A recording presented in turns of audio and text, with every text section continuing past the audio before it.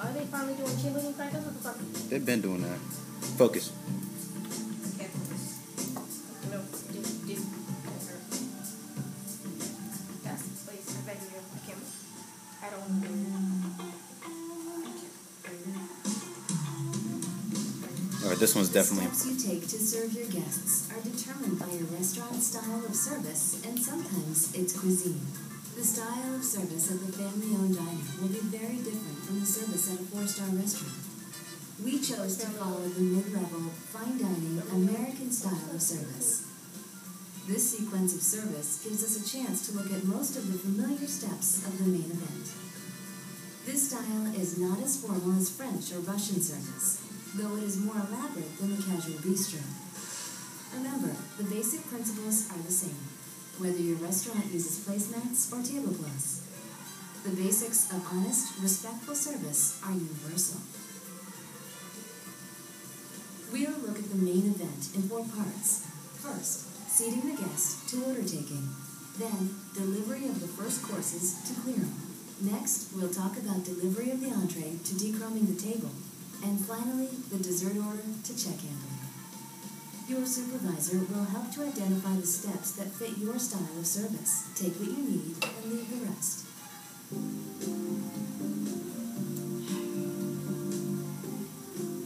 As soon as they arrive at your door, your guests should feel welcome. It can set the tone for the entire evening. Usually, your maitre d', manager, or host is the one to greet the guests, though you may be assigned to do this important task. It's essential to make a good impression from the start. A warm smile and good eye contact will help make this greeting successful. Avoid standing with your back to the front door. A good rule of thumb is that guests should be greeted within 30 seconds of their arrival. Walk calmly towards your guests. Make eye contact and speak to them first. Greet them according to the time of day. Good morning, good afternoon, good evening. Unlike a standardized phone greeting, your welcoming remarks should vary slightly with each group. Otherwise, it won't sound sincere. Use the guest's name if you know it. Body language plays a big part in this communication. Excuse me? Be open and friendly and show respect without being submissive or condescending. Please, don't let the first words out of your mouth be, "Do you have a reservation?" This can put off the guest and come across as adversarial. Be sure to bring an appropriate amount of menus for the party.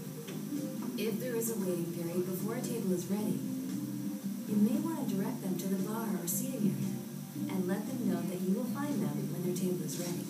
Some restaurants will use call buzzers to notify waiting guests that they are ready to be seated. Depending on the weather, you may want to offer to check their coats or umbrellas. It can be another small touch that will add to the overall experience.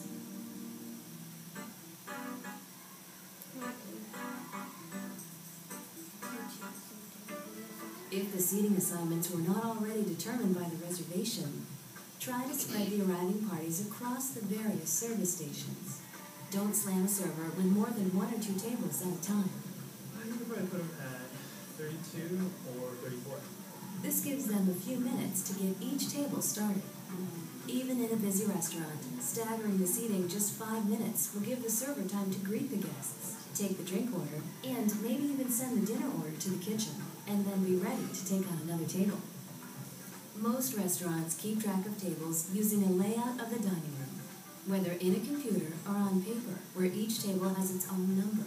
There are lots of systems for numbering tables. Be sure to choose one that everyone would use. One method is to pick a reference point, say the door to the dining room, and number from there.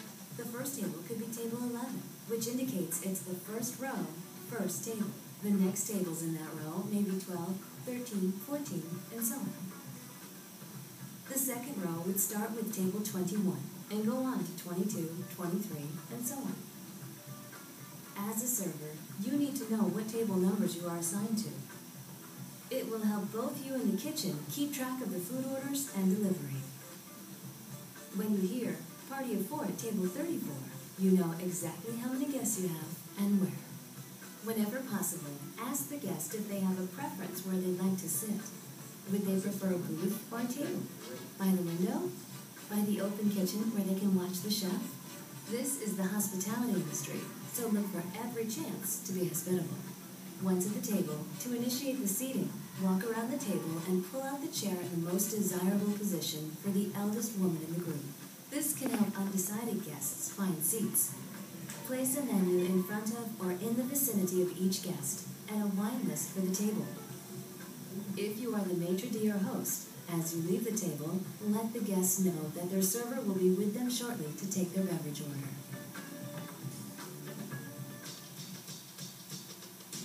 Okay, taking order. This is the main part that I needed. Red water is order. Take order taken. That's the main thing I needed. Don't make your guests wait. You should make contact with the table within 30 seconds to offer water Good and afternoon. bread. Welcome to Cafe de Medici. How is everyone? Good. Some restaurants may serve bread only after the order is taken. If your table has 6 or more guests, bring 2 baskets of bread and 2 plates of butter.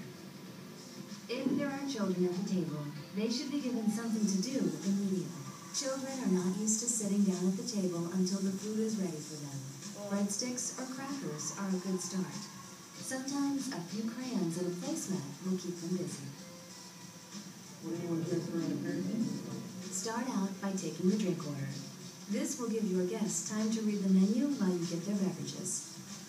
Mention any specialty drinks of the day. Good, good. A couple of drink specials I'll tell you about. Some seasoned waiters will take the order by memory, but using a dupe pad is strongly recommended.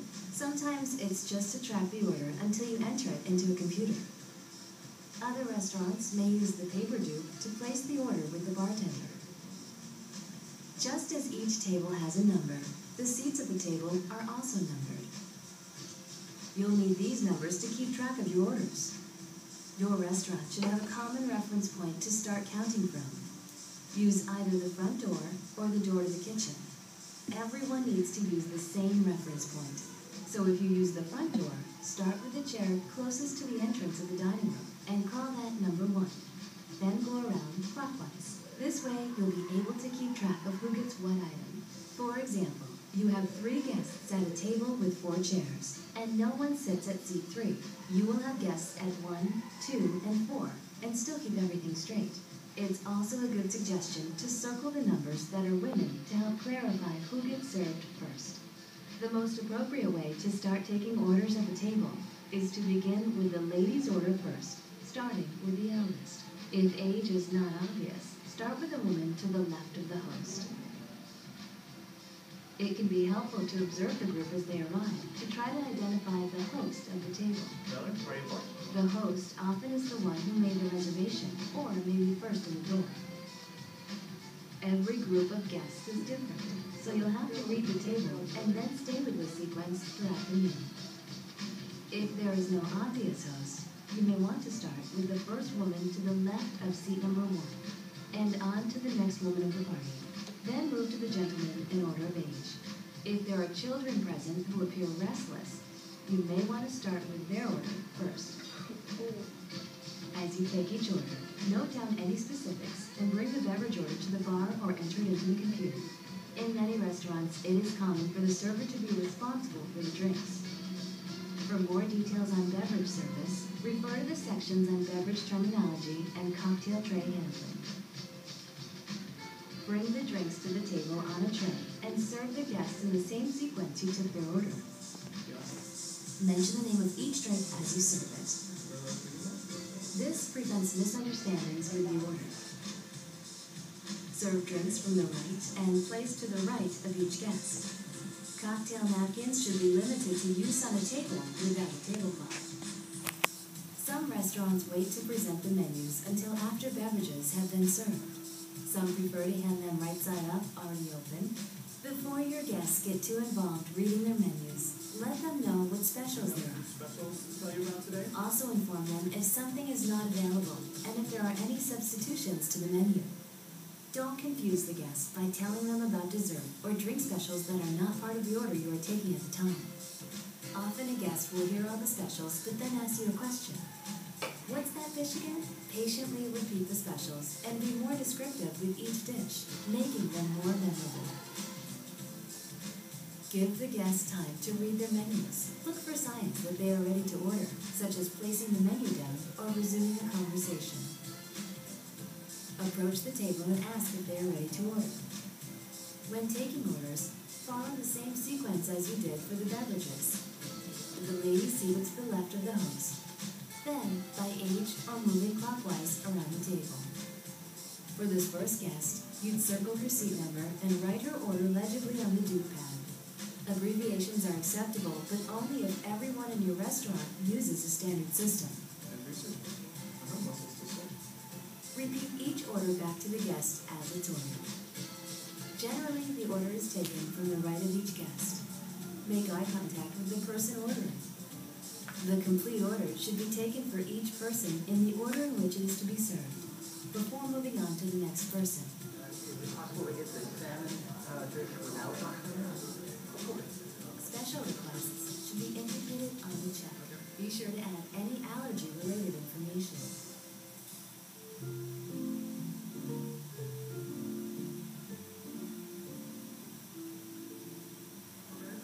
You can answer a question for us. Very good. What are the Japanese udon noodles? Japanese udon noodles are in the tradition. As a server, you should be able to answer any question a guest may have, from the ingredients to the method of preparation. Your guests will clearly appreciate your attention to detail and feel more confident in your service. This information is gotten from your pre-meal meeting. An answer like, "I'm not sure, let me check," should only be used as a last resort. Occasionally, a guest will ask, "What's good tonight?" or "Which one would you order?" There is a fine line between making a suggestion and recommending a dish. Making a menu suggestion can be somewhat safe, whereas a recommendation is a bit more risky. Overall, your answers to a guest's question should be informational, not in the form of an opinion. If you feel compelled to mention a favorite, you could mention that another guest had just been saying how good it was. One technique you can use is to ask for a guest preference. Do they like fish or beef or something spicy? Depending on their answer, describe a dish on your menu that might be suitable. When taking a guest's order, you may want to be certain they know what they're ordering. Do this in a conversational way. No one likes being talked down to. A little information from you can help make their dining experience special. It can also create a repeat customer for the restaurant and for you. Yeah.